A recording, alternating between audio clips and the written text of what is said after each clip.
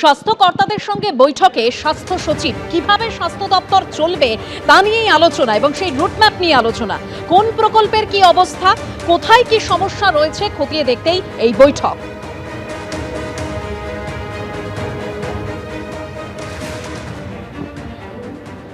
গতকাল থেকেই প্রাক্তন পুরমন্ত্রী ফিরহাদ হাকিমের নিরাপত্তায় কাটছাঁট করা হয়েছে। কোনো রকম কনভয় থাকবে না। আজকে একেবারে নিজের গাড়িতেই প্রাক্তন পুরমন্ত্রী তিনি পুরসভায় আসেন। কি খবর রয়েছে এ নিয়ে আরো বিস্তারিত আমাদের প্রতিনিধি অর্ণব মুখোপাধ্যায় জানাবেন। অর্ণব, দেখো, যেটা জানা যাচ্ছে কাল থেকেই ফিরহাদ হাকিম বর্তমান মেয়র এবং প্রাক্তন পুরমন্ত্রী তার যে নিরাপত্তা সেটাকে কাটছাঁট করা হয়েছে। এবং গতকাল তিনি যখন পুরসভায় এসেছিলেন, পুরসভা থেকে তিনি যখন বাড়ি যান, বাড়ি যাওয়ার পরেই তার যে কনভয় ছিল সেই কনভয় এবং অতিরিক্ত নিরাপত্তা তাকে বাড়িতে পৌঁছে দেওয়ার পরেই তারা তাদের নিজের কর্মক্ষেত্রে ফিরে যান। আজকে আমরা যেটা দেখলাম যে তিনি যখন কলকাতার মেয়র ফিরহাদ হাকিম যখন ঢুকছেন কলকাতা পুরসভায়, তখন শুধুমাত্র তার একটি গাড়ি রয়েছে। আগে আমরা যেটা দেখতাম যে তার গাড়ির আগে একটা পাইলট রয়েছে, পিছন দিকে একটা পুলিশের গাড়ি, বা আগে একটা পুলিশের গাড়ি পিছনে একটা পুলিশের গাড়ি রয়েছে। কিন্তু আজকে যেটা চোখে পড়লো সেটা হচ্ছে শুধু তার গাড়িটাই ভেতরে ঢুকলো এবং ভেতরে ঢোকার পর তার যে কয়েকজন মাত্র এখন নিরাপত্তা রক্ষী রয়েছেন তারা সেই গাড়িতেই ছিলেন ফিরহাদ হাকিমের সঙ্গে। তারা নেবে তাদের এবং ফিরহাদ হাকিম তারপর লিফটে করে ওপরে উঠে গেলেন। কিন্তু অন্যান্য সময় যে কনভয় করে তিনি মুভ করতেন বা তার আগে এবং পিছনে যে পুলিশের গাড়ি থাকতো সেগুলো আজকে কোনোটাই চোখে পড়েনি। শুধুমাত্র তিনি তার গাড়িতেই এসছেন এবং যেটা সূত্রেরও খবর যে কালকে তাকে বাড়িতে পৌঁছে দেওয়ার পরই তার নিরাপত্তা যে ছিল সেটা কাটছাঁট হয়েছে এবং এখন যে নির্দিষ্ট নিরাপত্তা রক্ষী রয়েছেন তাদেরকে নিয়ে তিনি আপাতত ঘুরছেন। ধন্যবাদ অর্ণব।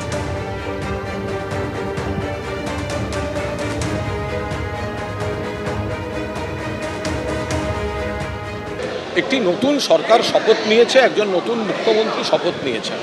ফলে প্রথম থেকেই তার সমস্ত বা তাদের সমস্ত যা কোনো সিদ্ধান্ত নেবেন তার বিরোধিতা করাটা মানুষ ভালোভাবে নেবে না। একজন নতুন মুখ্যমন্ত্রী তার মন্ত্রিসভা শপথ নিয়েছে, ফলে প্রথম দিন থেকেই যে কোনো বিষয়ে যদি তাদের কোনো সিদ্ধান্ত হলেই তার নিশ্চয়ই তার ইতিবাচক দিক থাকবে, নেতিবাচক দিকেরও সম্ভাবনা থাকবে, কিন্তু প্রথম থেকে যদি সমালোচনা করি সেটা বোধহয় মানুষ ভালোভাবে নেবেন না। ফলে আমরা সবাই নজর। বিধানসভায় শপথ গ্রহণের পরই কুণাল ঘোষ তৃণমূল বিধায়ক তিনি ইঙ্গিতপূর্ণ পোস্ট করেছেন, যেখানে তিনি উল্লেখ করেছেন তাপস রায়কে দলে রাখতে চেয়েছিলাম কিন্তু পারিনি, দুর্ভাগ্য। এবং সেই পোস্টে তিনি আরও উল্লেখ করেছেন পরে রাজনৈতিক বিরোধিতা থাকলেও ব্যক্তিগতভাবে তাপস রায়কে ভালো বলায় আমাকে দল সাসপেন্ড করে। ঘটনাচক্রে আমি আজ তৃণমূলের বিধায়ক ও শপথ বাক্য পাঠ করছি বিজেপির হয়ে জেতা তাপস রায়ের হাতে। ভাগ্যচক্র সজল পুরপিতাও বটে। উত্তর ও মধ্য কলকাতায় তাপস রায় ও সজল ঘোষদের বাধ্য করা হয়েছিল দল ছাড়তে।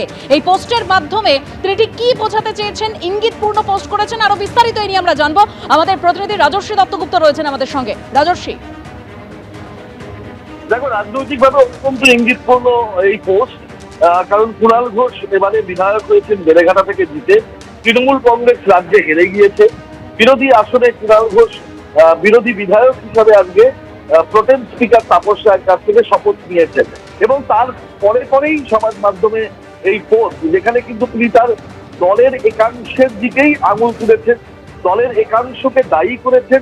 তাপস রায় এবং সজল ঘোষ যারা আজকে বিজেপির বিধায়কে জিতে এসে বিধানসভায় আসেন, তারা দুজনেই তৃণমূল কংগ্রেস ছেড়ে চলে গিয়েছিলেন এবং দলের একাংশ তাদেরকে ছেড়ে যেতে বাধ্য করেছিল। এটা স্পষ্টভাবে এই পোস্টে তিনি লিখেছেন। এবং উত্তর ও মধ্য কলকাতায় এটাও তিনি অত্যন্ত ইঙ্গিতপূর্ণভাবে উল্লেখ করেছেন তার পোস্টে, যে একটা দলের মধ্যেই বিরোধ ছিল এবং দলের একাংশ এই দুজনকে বাধ্য করেছিল দল ছেড়ে চলে যেতে। সেখানে কুণাল ঘোষ চেষ্টা করেছিলেন এদেরকে দলে রাখতে, কিন্তু ব্যর্থ হয়েছিলেন এবং এদের সম্পর্কে ভালো মন্তব্য করার জন্য কুণাল ঘোষকে দল সাসপেন্ড করেছিল, এটাও উল্লেখ করেছিল। অর্থাৎ দলের বিরুদ্ধে তিনি অভিযোগ করেছেন। শুধু তাই নয়, এখানে থেমে থাকেন। আজকে তৃণমূলের তরফে যে এখনো স্বজন পোষণ চলছে, এই হারের পরেও যে একটা স্বজন পোষণ চলছে সেটার উল্লেখ করেছেন এবং সেটা খুব আপত্তির এবং উদ্বেগে এই কথা তিনি পোস্টে পরিষ্কারভাবে লিখেছেন। শুধু তাই নয়, লিখেছেন এভাবে চললে কর্মীরা তাদের ঐক্য হারাচ্ছেন এবং তৃণমূলকে চাঙ্গা করার লড়াইতে আত্মবিশ্লেষণটাও জরুরি। এইভাবে কিন্তু তিনি দলকে বলতে পারো তুমি দলকে নির্দেশ করেই, দলকে নিশানা করেই এই পোস্ট করেছে। এটা বিজেপির বিরুদ্ধে করা পোস্ট নয়, এটা একেবারে তার নিজের দল তৃণমূল কংগ্রেসকে নিশানা করে করা এই পোস্ট রাজনৈতিকভাবে ইঙ্গিতপূর্ণ এবং দলের মধ্যে একাংশ যে দলের ক্ষতি করেছে এটা তুলসীলাল ঘোষ দাবি করছেন। এবং সেই উত্তর মধ্য কলকাতার নেতৃত্ব আজও স্বজন পোষণের মাধ্যমে এই হারের পরেও তারা একটা ভালো জায়গায় আছেন সেটাও তিনি ইঙ্গিত করছেন। এবং এইরকম ঘটনাক্রম চলতে থাকলে দলে কিন্তু আরো কর্মীরা ধৈর্য হারাচ্ছেন এবং আত্মবিশ্লেষণ করাটা এই মুহূর্তে দলের জরুরি, সেটা তিনি বলছেন। অর্থাৎ সামগ্রিকভাবে অত্যন্ত ইঙ্গিতপূর্ণ এবং তাৎপর্যপূর্ণ রাজনৈতিক দিক থেকে সেরকম একটি পোস্ট আজকে বিধানসভায় শপথ গ্রহণের পরেই তৃণমূল কংগ্রেসের বিধায়ক কুণাল ঘোষ করলেন। ধন্যবাদ রাজর্ষি। অন্যদিকে বিজেপি বিধায়ক বরানগরের সজল ঘোষ তিনি শপথ গ্রহণ করেছেন এবং তারপরে তিনি মজার ছলে মন্তব্য করছেন যে গুজব রটছে আমি কারাগার মন্ত্রী হব। শুনুন। বেশ কয়েক বছর আগের কথা, সজল ঘোষ বিধানসভায় আসছেন একেবারে সদল বলে, পাঁচিল টপকে কোনো রকমভাবে সোজা ঢুকে পড়লেন বিধানসভার ভেতরে। আর তারপর কটা দিন যেন জেলে কাটিয়ে 3 দিন।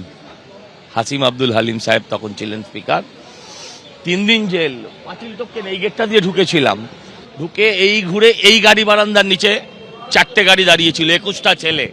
গাড়িকে বলেছিলাম যে যদি 5 সেকেন্ডের মধ্যে বেরোতে না পারো তাহলে গাড়িতে গাছ গজাবে। ওরা বেরিয়েও গেছিল, আমরাও ঢুকে গেছিলাম। ওটা তার মানে বিধানসভার ভূগোলটা আপনার জানা? ভূগোল কেন, একদম হাউসের ভেতর অব্দি জানা। ওদিন হাউসের ভেতরে পৌঁছেছে। প্রথম বিধায়ক হয়েও অনেকে রাস্তা গুলিয়ে ফেলেন, অনেকে হাঁটতে গিয়ে হোঁচট খান। না না, হোঁচট খাওয়ার কোনো জায়গা। এরকম কটা জায়গায় আপনার চেনা? এবং আমার শেষ প্রশ্ন, সম্ভবত আপনি সবচেয়ে বেশি দিন জেল খেটেছেন ছাত্র জীবন থেকে আজ পর্যন্ত, মানে জেলটাও আপনার চেনা। একদম একদম। রাজনৈতিক বাজারে গুজব রটছে কারাগার মন্ত্রী হিসেবে। এবিপি আনন্দ, এগিয়ে থাকে, এগিয়ে রাখে।